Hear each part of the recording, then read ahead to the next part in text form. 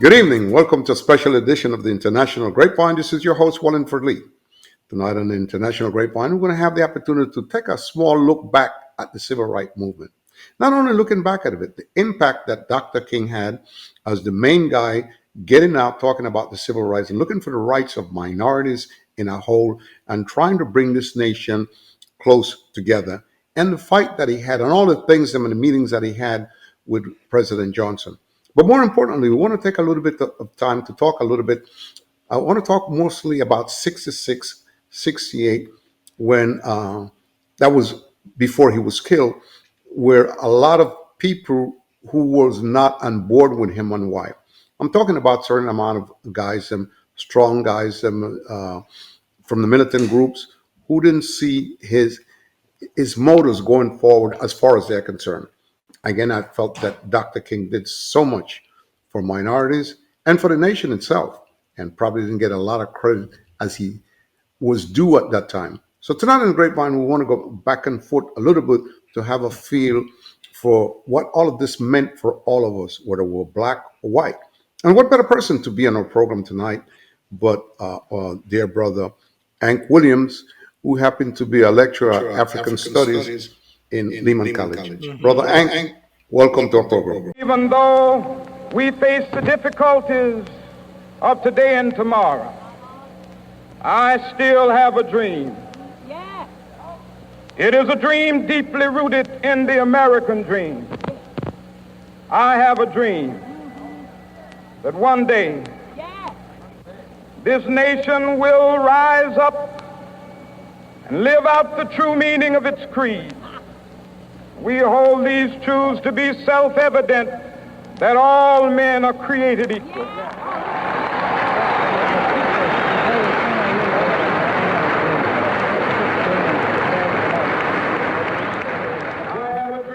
Let's start with talking a little bit about young America today. Are young Americans who are in high school and grade school are aware of who's Dr. King and the impact of what he did and how he did it and how important it was to have a person like him talking about rights for every citizen. I can speak more to what college students are, how college students understand King, obviously, because that's who I interact with the most on a daily and weekly basis. But projecting off that, I would say that the grasp of King is very shallow. And that's not real. That's kind of less a critique on the students and young people themselves, but more of a critique of really the overall society. That in terms of how we understand historical figures, the amount of reading that we're doing, and how we and very specifically how we understand King, which like anybody who has the legacy and history of work that he does is going to be incredibly complex to try to take on. So I think that's one piece of it. Having said that, I'll say that I'll go back to where I started from, which is to say that the grasp of King, I think, is extremely thin in terms of the nuances of his life, even in terms of how you phrased it, in terms of his relationship to the movements, and the movements as they change, because there are a lot of very important subtleties in terms of that. And part of it is also understanding, how the movements are working dynamically, because the thing to remember about King and all these other figures, or any historical figures, is that they're basically coming up with strategy in real time. And that's the key thing to remember. Nothing, when you're talking about history or anything like that, nothing is predetermined. So all the successes that you see Dr. King and other figures go through, some of the large failures, all of that is the result of these intense strategy sessions that sometimes last all night, a lot of time unfold over a certain period of time, where they're basically trying to figure out exactly what to do and thinking very strategically how to move. So going back to your initial question, it's easy to lose sight of that and some of the nuances that come out of that when you take a look back at it a half century, or in this, or in some cases closer to 75 years later. And now we just see, so now we just see it in the rear view, and we can understand, we read about these things and increasingly see them depicted on the big screen and elsewhere as historical issues. But that's not the case as things are, as things are going, as things are actually happening. And if you don't understand some of those developments and some of the, some of the inside baseball, so to speak, it's very easy to get to have a very, a very thin or a very simple view of King, who is an incredibly complex character and also working in concert with other characters who are incredibly complex too. Well, no question about it. You're right on target with the things that you just mentioned, because the truth of the matter is very complex, as you mentioned. But when I think, especially for youngsters, college students, or maybe Hmm. high school, when I think about 1963, when he made that speech, the impact of it, the strength that it had, and more importantly, it kind of woke up a lot of Americans, Anglos, who were there. And if you remember, there were a couple of actors that who were there behind him in big Hmm. support at that time. I think our beloved brother that just passed away brought some of those guys that were there, and the impact of it, and the crowd was well behaved, and more importantly, his strength and the guys that follow him or before him. These were people that were very frustrated about the system, and rightfully so. There was Hmm. no equality for them, and King told it like it is. And so my impact on this thing is, and I love everything that you say. I wonder what young America feel or understand, because as we go forward, we'll find the other young Americans at that time turn a little bit against him because they were tired of that type of peace and the constant praying, and they wanted more action. So my impact in this is, how do you think youngsters today feel who knew about 1963 and the movement? Can you rephrase that a little bit? Are we talking specifically about youngsters today, or are we thinking more to that turning point of, well, I don't know that 63 itself is a turning point, but are we thinking more about that particular moment as opposed to now? No, I'm thinking about the moments, but I want to go back afterward Mhm. to the youngsters of back then. But I Got it. want to rephrase a little bit about the movement at 63 at the time when he gave that beautiful speech. Got it. Excellent points. I mean, I guess the, the most obvious way in there would be Malcolm X, who, very famously severely criticizes King and the March on Washington in the Ballot or the Bullet speech. And it's a, it's a seriously devastating critique. Um, even that is kind of complex too, because, well, one, Malcolm is Malcolm has an understanding dynamically of what's beginning to go on in the movement and how the movement is taking shape. That doesn't mean that there is absolutely no difference between him and King in terms of strategy and tactics, or even in terms of their vision and worldview. Because part of the consistent thing that Malcolm begins to say is, look, what you were talking about as civil rights, the framework you really need to use is human rights.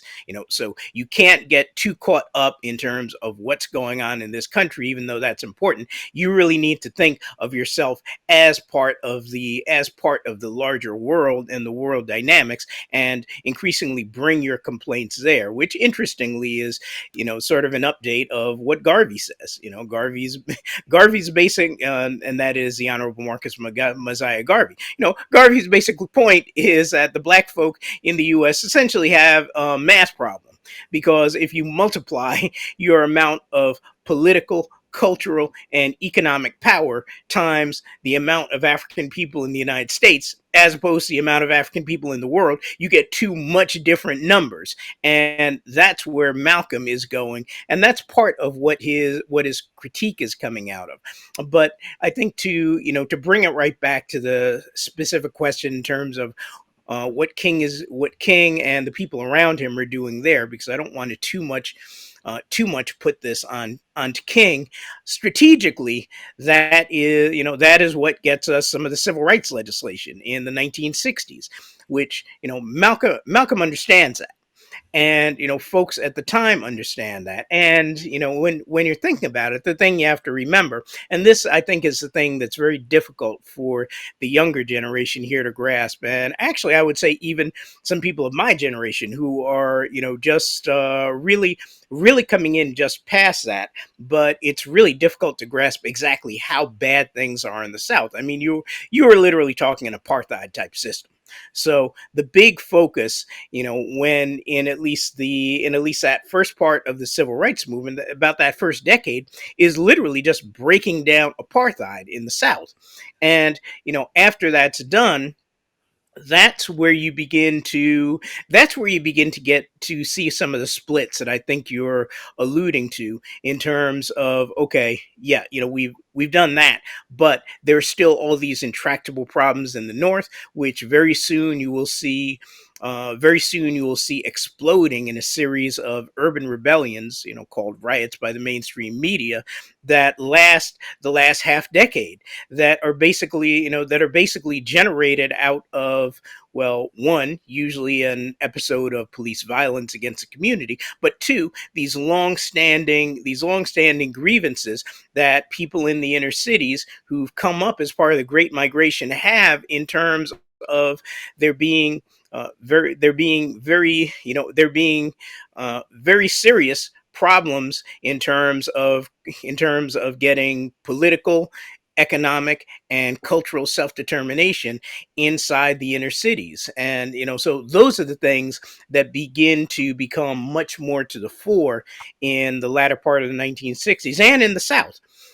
And those are the things that are a little bit more difficult for the civil rights coalition to actually tackle.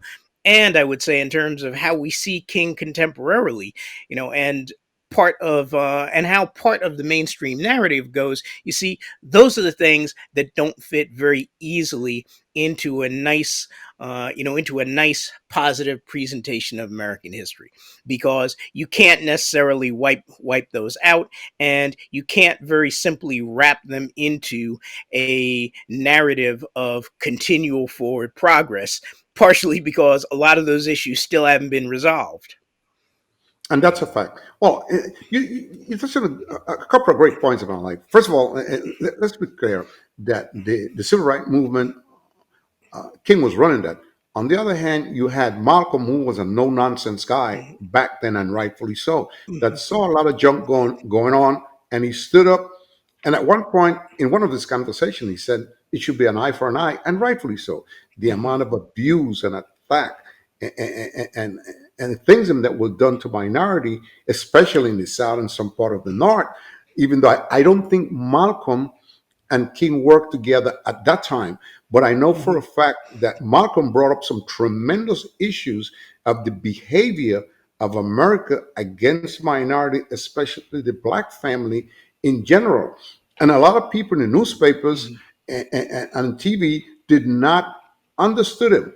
Over the mhm, years since he has passed away, over the years since he passed away, now they recognize what he did, why he was doing what he was doing, and why he didn't feel as a human being that we had to tolerate the abuse, putting dogs on women and on children and mhm, stuff like that. And I love Malcolm for it. And I respect mhm, him very, very much. And I mean, don't get me wrong, I respect King very much too. But I understand the philosophy. Some people in the papers look at it as militant. I don't know if he was mhm, militant as much as he was fighting mhm, for the rights as a human being to be able to go where he wants to go, live where he wants to live, and rightfully so. And I'm mhm. not sure sometimes that people understood him or wanted to understand him, but he came through with flying colors as far as I'm concerned. How do you feel about that? I think you phrase it very nicely. And one of the things to be clear on is this whole, the whole question or the whole debate against quote unquote violence or that kind of thing in the 1960s is a bit skewed, because the key question is largely not the question of, okay, are black folk in this country going to take up arms, and have an armed rebellion against the country. That's not the thing that is being debated.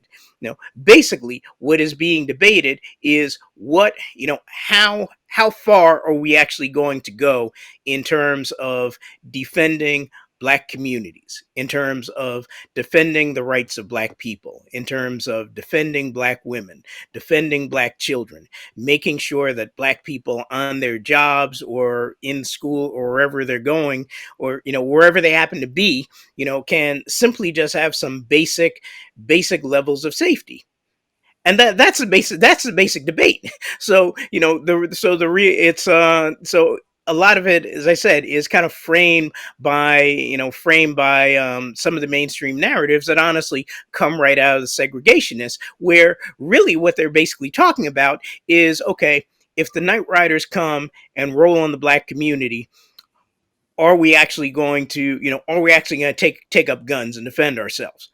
Because they're armed and they have no problem shooting up the black community or bombing churches with black children in it, bombing houses, that kind of thing. So, how far are we going to go in terms of defending ourselves? And that's kind of the basic question. And that's where Malcolm has absolutely zero tolerance on the issue.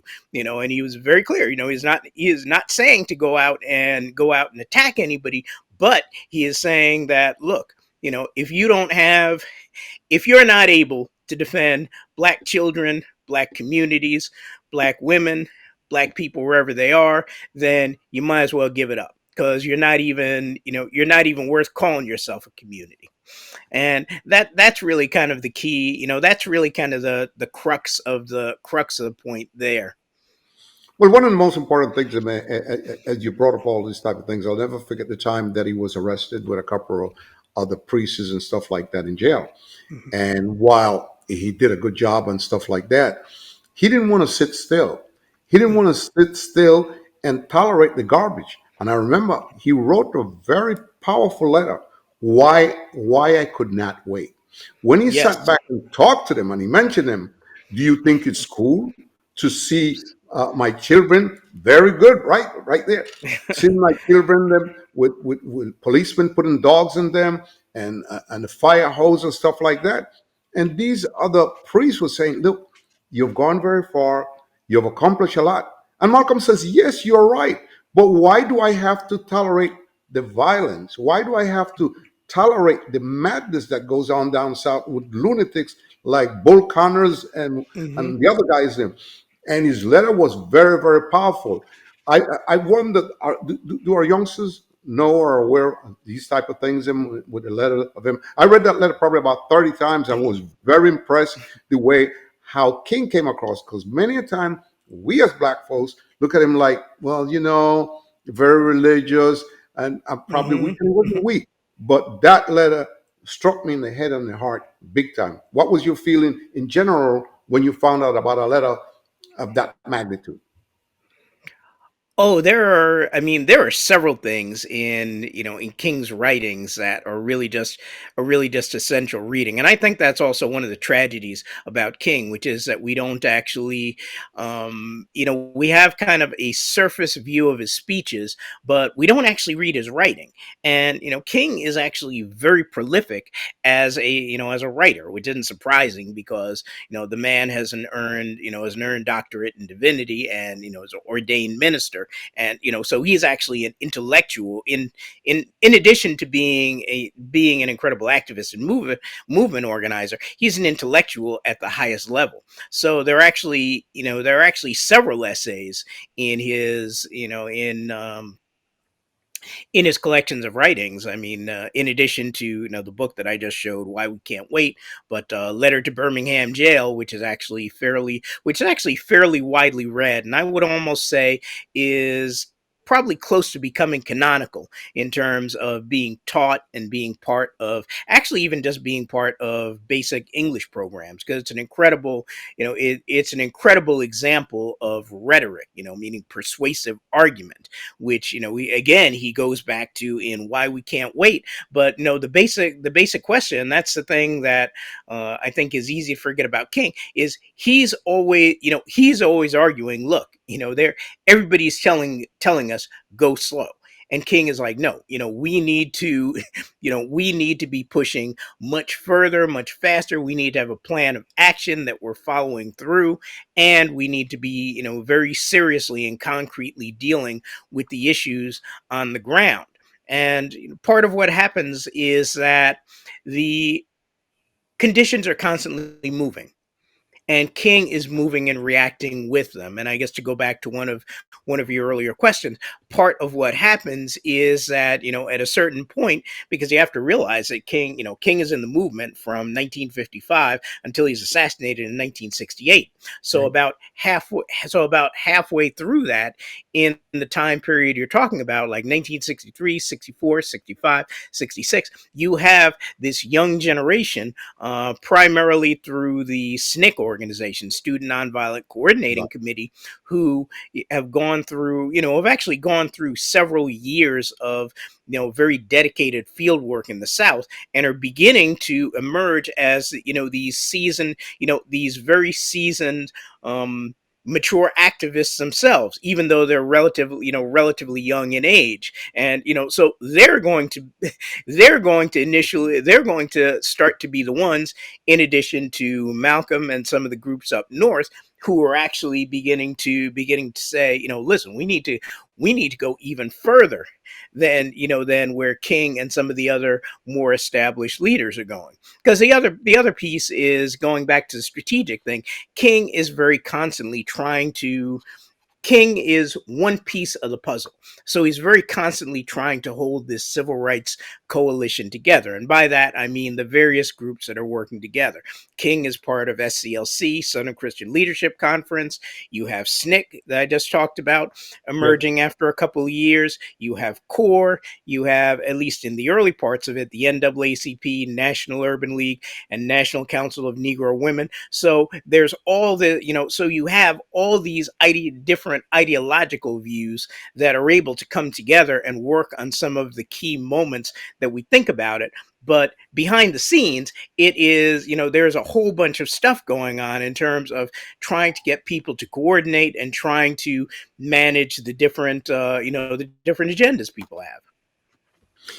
It's remarkable the amount of groups that you just mentioned there. So when we come back on International Grapevine, I want to talk a little bit uh, about those groups, their impact. Because, like I said, I think King carried a mantle for a long time, but behind the scene there was people like Stoker Carmichael, there were Malcolm X, and there were other groups that we're going to talk about. We'll be right back on International Grapevine, talking about the civil rights movement and Dr. King and the type of job that he did and the recognition that he got, whether it was enough or not. We'll be right back. I have a dream that one day this nation will rise up and live out the true meaning of its creed. We hold these truths to be self-evident, that all men are created equal.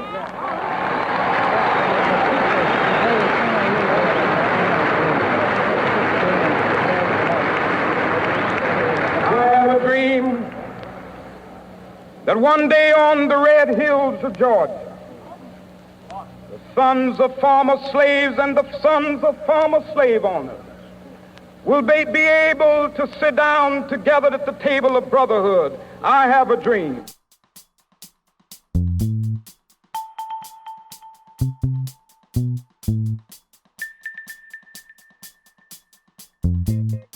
And we're back here on International Grapevine talking with my special host, Hank Williams, who has been kind enough to come on our program and talk about certain things about the movement of the civil rights movement and the impact and strength that Dr. King had, and also talk a little bit out about at the end of the 60s, 67, 68, he was viewed by certain people of not having the power and strength that he had before.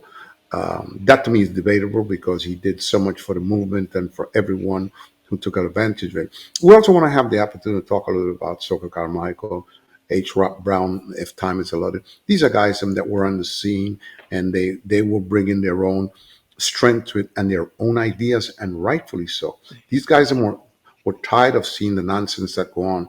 I can remember when the Black Panther came aboard, how many people critiqued the Black Panther. But how about Mhm. the KKK in the South, killing people, burning down buildings and stuff like that? And all the Black Panther was trying to do is to defend our own people.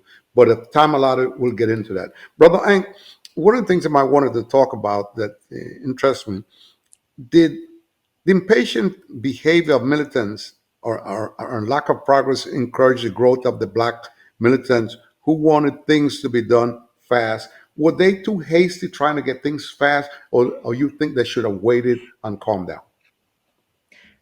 I would say no. No, I don't think they're too hasty, and I'd say that history.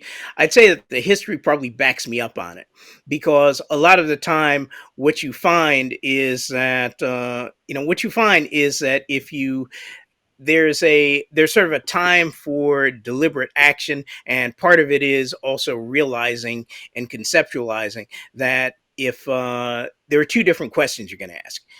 One is, what do we need to do to get ourselves out of this mess, as the late Jacob Carruthers and some people call it, in terms of where we are in the United States. So for that, you need a very long-term view, long-term strategy, because it's very complex. But there are immediate steps that you have to do, along the way to get yourself there. So it's kind of the marrying the two and the tension between the two, where the rubber hits the road. And the other piece is, what your vision is, because for a lot of people, the vision is integrating into the rest of society. And one of the things that begins to come to the forefront in the 1960s, or rather in the late 1960s, are two different things, which is, number one, that okay, black folks should begin, we need to begin thinking about who we are, and how do we deal with, and how do we actually collectively see ourselves, and how do we begin to develop independent institutions, independent organizations that can operate regardless of what comes on. That's one piece. And the other piece is where you actually begin to see a convergence of a lot of the sides of the movement, which is which is a basic point King comes to at the end of his life, where he's very much pessimistic about the larger American project. And one of the big things is the incredible level of violence that he's seeing in the Vietnam War.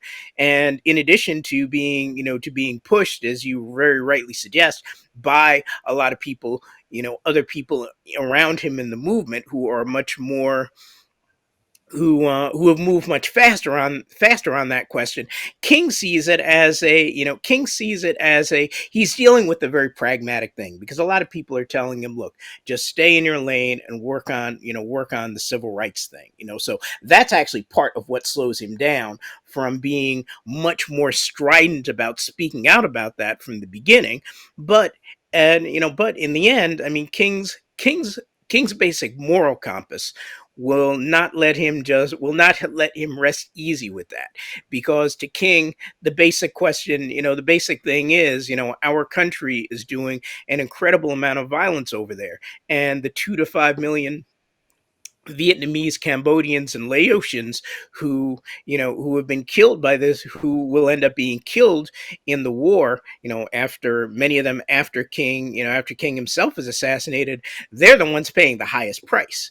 Yep. You have a whole bunch of American soldiers who also go through some incredible pain and suffering, including a lot of them getting killed. But he sees the greatest moral thing as basically stopping, you know the necessity of stopping what we're doing to them. Interesting, interesting. I got a two-part question because of time. Hmm. One is, did King ever work with Stoker Carmichael, or with Malcolm a little bit. That's number one. And if they did, how successful it was. Did they exchange ideas? Because there's feeling sometimes by the aggressive young ones that King should have done this. He should have, been Mhm. more aggressive and stuff like that. And in my mind, he was aggressive. He got a lot done. On my other part is, did King commit a big mistake when he critiqued the Vietnam War? I have the feeling that once he got involved into that, it got a little bit messy for him. It got a little messy for all of us. And in the interim, it did not go over well for him. Even though a lot of things that he said, he was 100% right. Mhm. But was it because he was black? He was looked at as that person. Who are you to interfere? Who are you to ask these questions? Who are you to put your mind on these things? And those are two things I want to close out with, if we could. In reverse order, your last question, which I'm guessing is somewhat rhetorical. Yes, Yeah. so we can get rid of that fairly quickly. So In terms of the other two questions, in a very short answer is he doesn't end up working directly with El Hajj Malik El Shabazz, Malcolm X in his lifetime. Part of that is simply just because Malcolm is assassinated before any kind of before any kind of reproach. Well, let me not even say rapprochement, before any kind of real sit down meeting and strategy, or even meeting between the people around them, can actually come together. So that's one piece. It's easier to talk about his association with Stokely Carmichael, Kwame Ture, because that actually spans several years and is a very good example of actually is a very good example of what needed to be done. Carmichael comes out of, who by the way is a Bronx native and went to Bronx High School of Science, literally right next to where I teach. But he comes out of there, goes through Howard University, and enters SNCC. So he enters SNCC, as do a generation of young students like the late Congressperson John Lewis and H. Rap Brown, who you mentioned, a whole bunch of other people. But they go into SNCC, and it is a process that they go through that is doing several things. Number one, it's developing them mentally. Two, it is very much developing them as activists, and it's also giving them a very incredible hands-on view of the South, because what they're doing is very simple organizing at sort of the lowest level possible. So it's a process of kind of going through that radicalizes them, as they begin to learn, from a lot of the people they're working with, but drawing very distinct lessons from the movement, and are beginning to, and are basically able to develop their own theory in terms of how we should move forward. And some of that is what begins to, some of that is what begins to, begin where there begins to be a little bit of friction between some of the elements around King and the movement. But the last thing I'll say about that is, again, that's where you have to read the documents, because King is very careful in terms of how he addresses the issue of black power, and in terms of trying to not directly criticize the people pushing that strategy. And I mean, the very last thing I would tell people to look up, basically look up Dr. King's "Why I Oppose the Vietnam War" speech, which you can see on the major free video platform. I won't give him a shout out here, but you can pull it up and just listen to it. And frankly, a good starting point is actually listen to all of Dr. King's speeches in their entirety. And that's the key thing. You can't really reduce King or these other actors to sound bites. And some of the problem we have is that that's sort of what the mainstream society wants us to do. I couldn't agree with you more. But well, we're going to leave it right there for now. Hank, I want to take this opportunity on behalf of the family of the Grapevine to tell you thank you so much for being our special guest. But more importantly, tackling the sensitive issues that affected our nation in one way or the other, where minorities didn't get the right uh, piece of the situation, and they had to fight to get to where they are right now. And there's still a lot that we need to talk about, but time is short.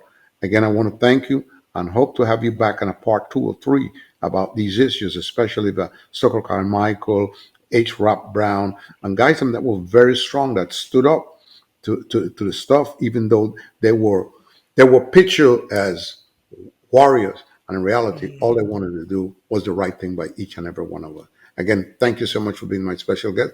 And we will work again down the road. I can assure you of that, my brother. I appreciate it and looking forward to that. Okay, good. And again, this is Wallen for Lee saying goodnight for the International Grapevine and saying to you, we hope you had the opportunity to listen and watch this beautiful program about the things that took place in the 60s, the movement, the other guys that were involved also that felt that they were no cowards and they stood up to the system because they had to.